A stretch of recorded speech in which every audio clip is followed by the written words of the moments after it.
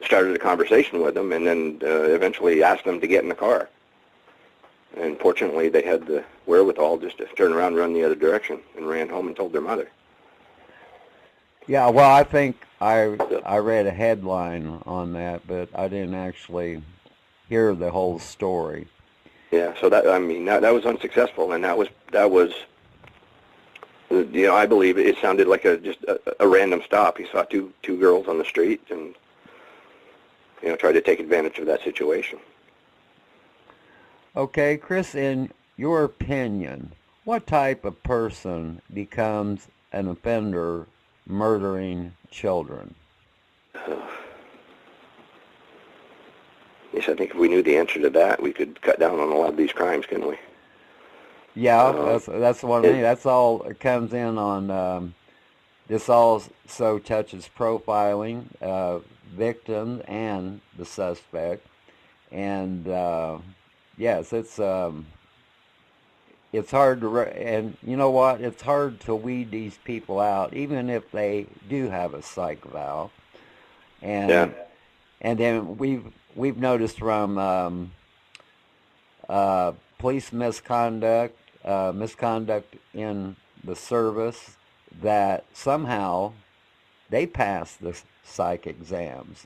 So to me, if since that's been proven on some cases, it seems like that these molesters would have the same mindset, so they would pass the eval test.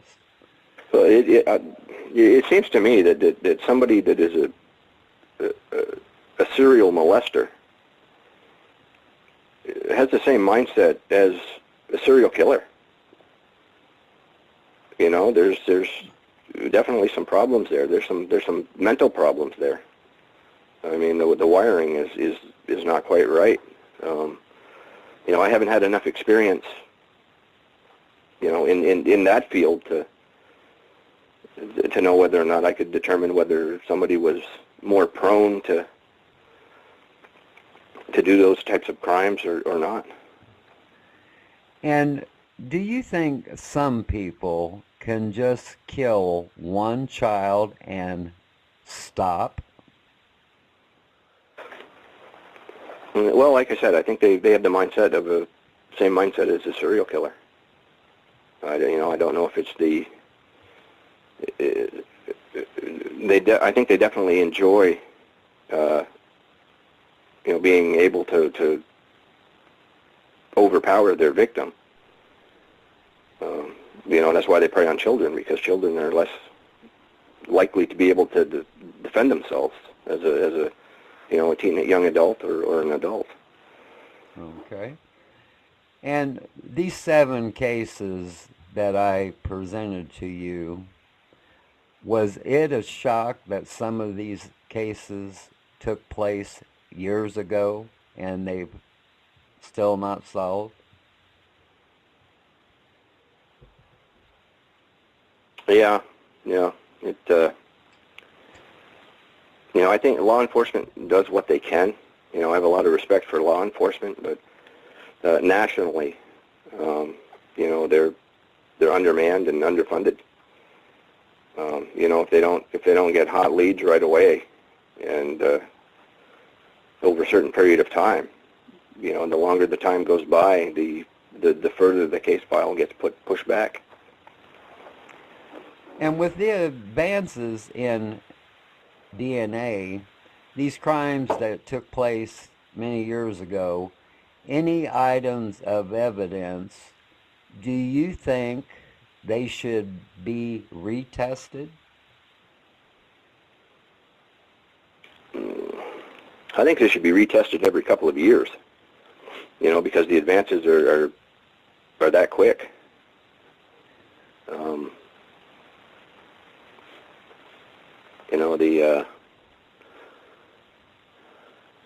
Let's see. Well, see, they started out with technology they have, there's no reason why they couldn't test something every couple of years. For every time they get an advancement in that DNA technology, it's due to funding. Okay, let me throw a number out at you. In our files alone, we have 127 unsolved child murders, and we've been told by some experts that at least 17 to 20% of these victims could be the victims of a serial killer with no boundaries. And the ones with no boundaries, we're talking about, okay, a good example is David E. Penton. Okay, he broke his appeal bond, and he went across country killing children. Okay, it started in Texas, and he had friends in Ohio. So he would drive from Texas to Ohio. He always took different routes, and he always hit towns that was like one street light town. And then another thing we found out about his MO, he'd go to one state, dig the hole, go to the other state, abduct a child, and then beat back to the hole and do his dirty deed, and then he just throws them in the hole and buries them. Okay, now about the appeal bond. Now, you tell me if this sounds insane to you. He was convicted of shaking his 2.5-month-old son to death. Okay, it was an automatic appeal. The judge didn't have to give him an appeal bond, but he did, and that's when he fled and started going across the country, killing these children. He's been convicted so far of 4, and we could probably place up to 50 victims on him. And so does that sound insane to you when he shook his own son to death that a judge would give him an appeal bond? Yeah. Well, that's how our justice system works. I mean,